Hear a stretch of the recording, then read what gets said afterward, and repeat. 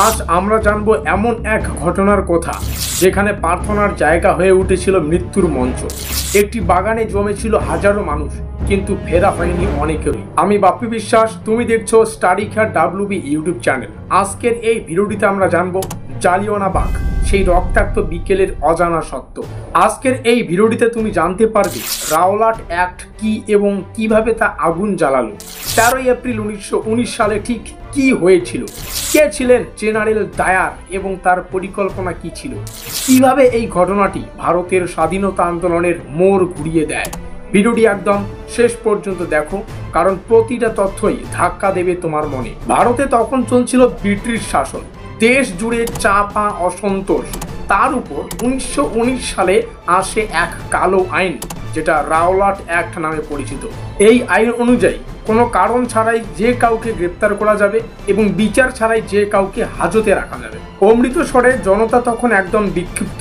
দুই জনপ্রিয় নেতা ডক্টর সত্যপাল ও সাইফুদ্দিন কিচলুকে বিনা কারণে গ্রেপ্তার করা হয়। এর প্রতিবাদে হাজার হাজার মানুষ জড়ো হন জালিয়ানওয়ালাবাগে। 13 এপ্রিল বৈশাখী উপলক্ষে ছুটির দিন, সাধারণ মানুষ জড়ো হয়েছিল শান্তিপূর্ণ সভার জন্য।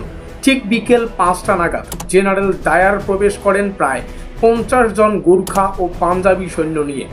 ডায়ার কোনো রকম সতর্কতা ছাড়াই আদেশ দেন, ফায়ার। কোনো সাবধান বাণী নয়, কোনো সময় দেওয়া হয়নি পালানোর, কোনো করুণা দেখানো হয়নি। প্রায় 1650টি গুলি ছোড়া হয় মাত্র 10 মিনিটে। খোলা সেই বাগান যেখানে একটি গেট খোলা ছিল না। লোকজন যখন পুকুরে ঝাঁপ দেয় প্রাণ বাঁচাতে, তখনও চলছিল গুলি। সরকারি মতে 379 জন নিহত, আসলে হয়তো সংখ্যা ছিল হাজারেরও বেশি। জেনারেল ডায়ার বলেন, it was necessary to produce a moral effect, অর্থাৎ মানুষের মনে ভয় ঢুকিয়ে দিতে চেয়েছিলেন ব্রিটিশ সরকার।